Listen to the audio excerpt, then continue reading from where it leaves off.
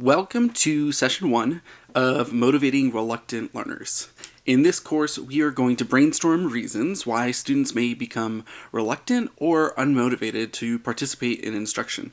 And we're going to dive into different methods that we can utilize as educators to support those students. So, story time. In my second year as a teacher, I remember having a student that I would say was quote unquote reluctant. After a few weeks of having this student in class, I noticed a pattern of empty, nameless papers coming from the same desk day after day. And at first I thought, maybe it's just ELA. Some students are more or less passionate about something depending on the subject. But the more I explored, the more I realized that the subject didn't really matter. Math, ELA, even art class and PE, there was something that prevented this student from engaging in learning in these different spaces. And the more years I taught, the more I realized that this story wasn't a one-hit wonder. Because as teachers, we all have a similar sounding story, or stories, as each year we have students who appear more or less motivated to learn. And teachers know how to handle students who are occasionally disengaged. We also have some idea of how to handle disruptive students with behaviors so that students will comply with rules even if they are not wholeheartedly cooperating. We can even work with kids who are at least willing to go through the motions. But what about students who have opted out entirely? What about students who openly resist our best efforts?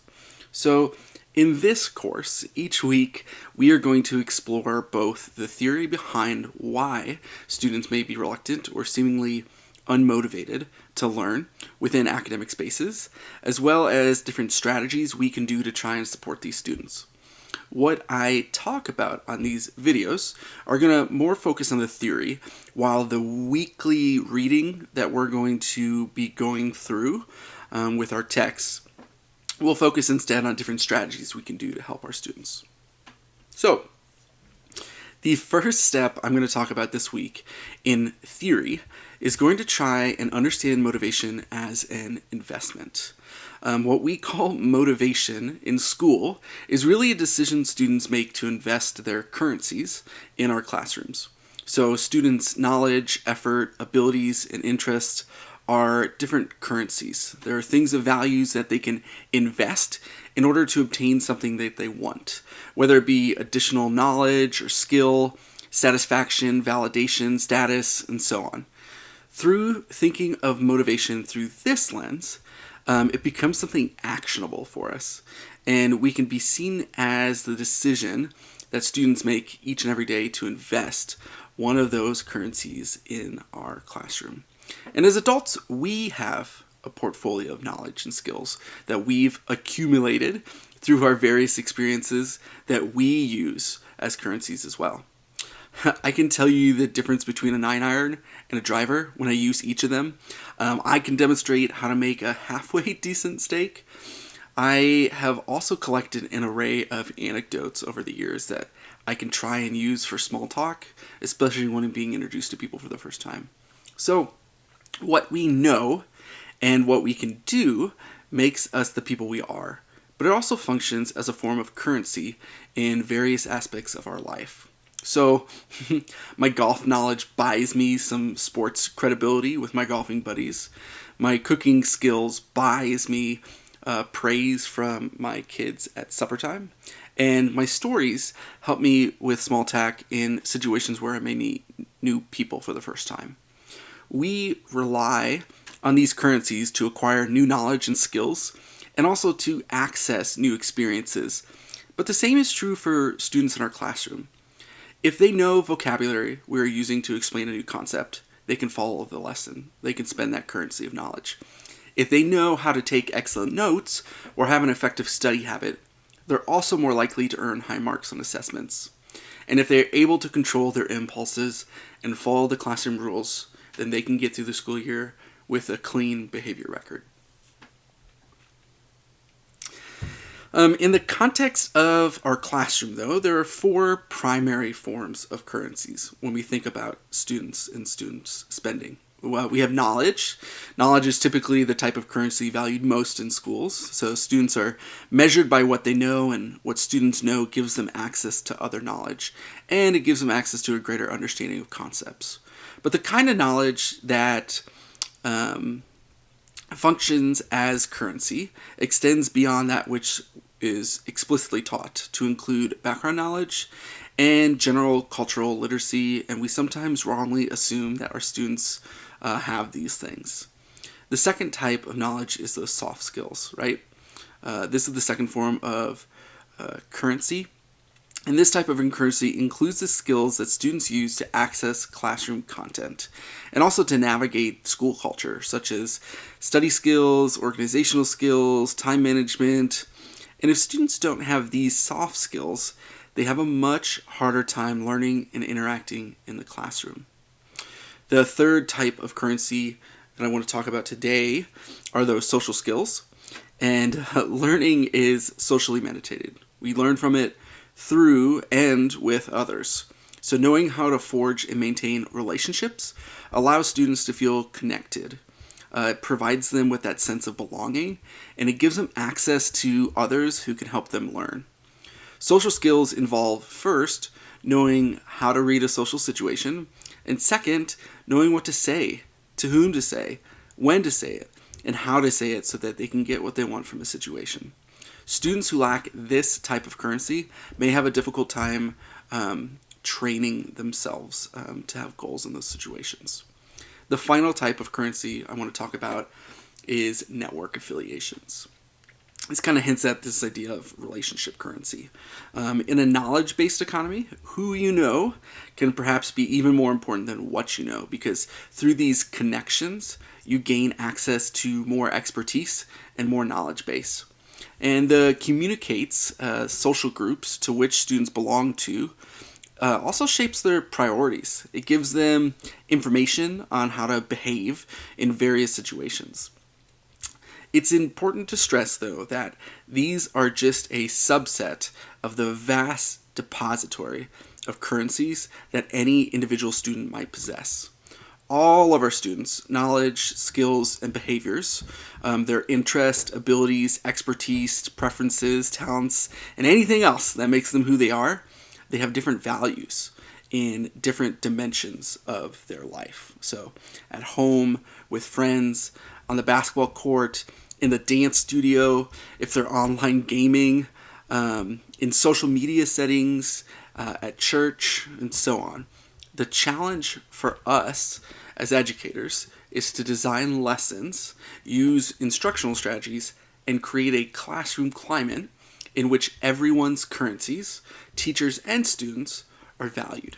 And that is hard. And when we're unsuccessful with that, you see that it kind of bleeds over to some of these students who are having a hard time or being reluctant, come off as reluctant to invest in our classrooms. I have a quote here. All behavior is purposeful.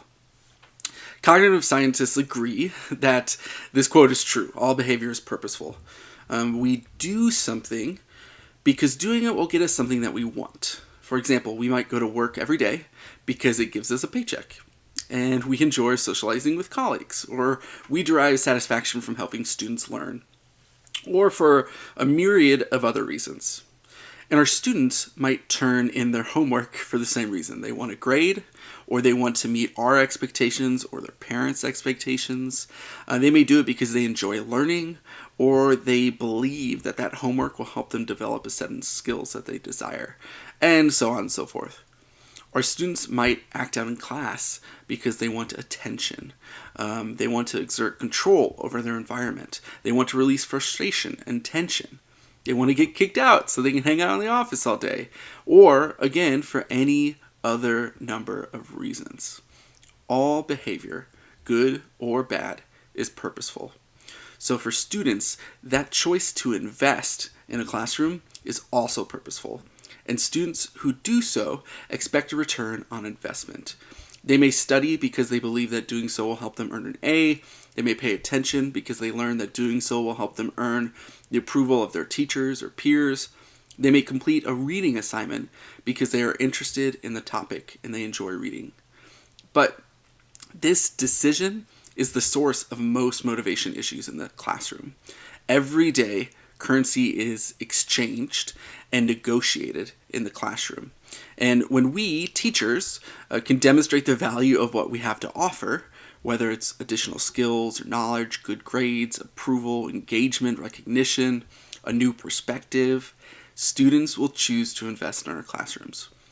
And if it happens that they do not possess the particular currency an assignment or classroom expectation requires, then students will be willing to do the work to acquire it because the appeal of what that knowledge, skill, or behavior can buy will be strong. But when students do not see the value in what we're offering, they won't invest, even if they have the currencies to do so. So, I know that is a lot, but I have this quote I want us to read.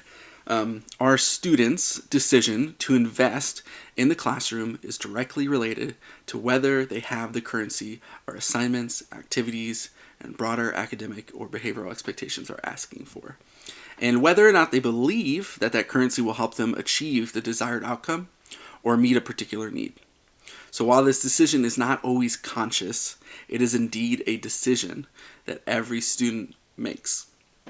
It determines whether they will attempt difficult work or sit passively by, whether they will persevere through frustration or give up, whether they will participate in the classroom culture or reject it, and whether they will embrace the challenge or avoid it. So we're going to talk a lot about how this concept of unmotivated, right, is kind of a misnomer. All human beings have drives to engage in goal-oriented behavior. And think about it. Unmotivated students are not without drives. Think of a student that you think of as unmotivated. Think of an example throughout the last couple years of a student that you would say is not motivated to be there. But guess what? I bet if you are thinking of the same type of student I am, there are places or spaces in their lives where they are absolutely motivated. This might be in social circles. It might be in hobbies that they have.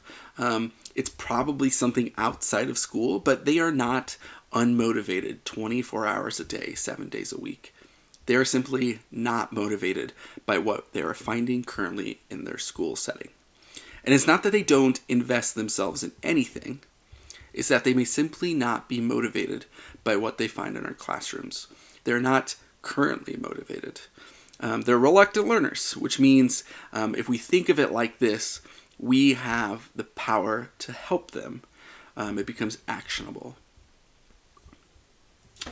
There's another quote here that says, reluctance often comes down to value. Reluctant students don't see the value in what we are trying to teach them or the way that we want them to invest. So completing assignments, engaging in classroom discussions, studying, paying attention. And unless we address their objections and demonstrate the value of the ends and the means, they will repeatedly resist investing in our classrooms. All of this talk about currencies and investing and value, it's really just ways to help us start thinking about where our students are. Because if we can understand what currencies our students carry and value, then we can help them invest those currencies in the classroom, and we can overcome even the most intractable motivation issue. Now we're going to talk about this idea that often comes up too when we think about reluctant learners, and it has to do with motivation versus control. Starting where your students are means that you're willing to get to know your students on more than a superficial level, because being able to start where your students are implies knowing where they are, why they aren't currently investing in your classroom, and what would make such an investment valuable to them. We are going to help every student achieve success, even the boy who currently spends the entire class period with his head down on the desk, or the girl who shrugs in response to every single question we pose. We need to get a feeling for what they need and what they value. What kinds of currencies are they carrying? What would they be willing to spend their currencies? What do they find valuable? This understanding is a starting point for helping them choose to invest in our classrooms. The typical response to students who decide not to invest in our classrooms is to try and make what we are doing in the classroom more engaging. So we work hard to inspire them and cajole them. We create games or competitions or fun projects. Maybe we show movies or we take them cool websites. We can scour the library for a funny book. We can litter our worksheets with clip art. We can make them more visually interesting. But other times, often with noble motives, we attempt to compel students to do what we ask, those top-down conversations. After all, we make kids eat their vegetables and enforce bedtimes if you're a parent because it's good for them. Shouldn't we do the same when it comes to academics, forcing them to do their work, or extra sessions for studying because it's good for them? But I would say not if we really want to motivate them, because there's this difference between motivation and control. And for the group of students that we're talking about, control is making someone do what you want them to do, and motivation is helping someone choose to do what you ask them to do. If you can see the difference in that. Motivation isn't about compliance or control, it's about choice. And rather than looking for ways to compel or trick students into doing what we ask and liking it, we can help them make the choice to invest their currencies in the classroom. But this isn't easy, hence why we have this time together, right? Because motivation is based on a range of factors. No single approach will work all the time and with every kid. So if you're looking for a quick fix, I probably don't have that. You probably won't find that here. But what you will find is a different way of looking at motivation and motivating your students. Because throughout this course, we will learn strategies for building a kind of classroom culture, an environment that invites even the most reluctant learners to invest in your classroom. It will also help us explore ways to make learning feel safe and look attractive so that all students want to lower that resistance, shed that armor, and they want to take that risk to learn in our classroom.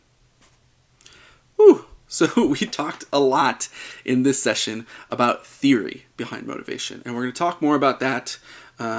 But in the weeks to come, we're going to be using this text that you see on screen as a resource to find actionable strategies to motivate and engage reluctant learners. We can figure out the why along the way together. It'll help you out with that. But we also need to learn what can we do so that we can make our classrooms a better place or lower the ceiling of investment so that students who are traditionally reluctant or seemingly unmotivated have an opportunity to invest in the classroom. So, you have homework this week.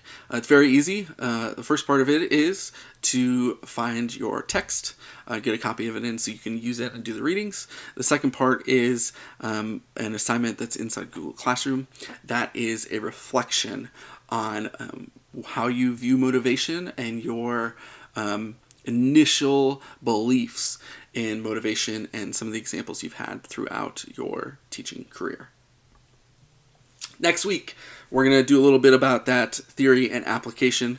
The theory part that I'm going to talk about is different beliefs that support student success, that you can try and reframe our thinking so that we can be aligned on this. But the application side of things, we're going to talk about identifying the right investments for our students so they become successful inside our classroom environments.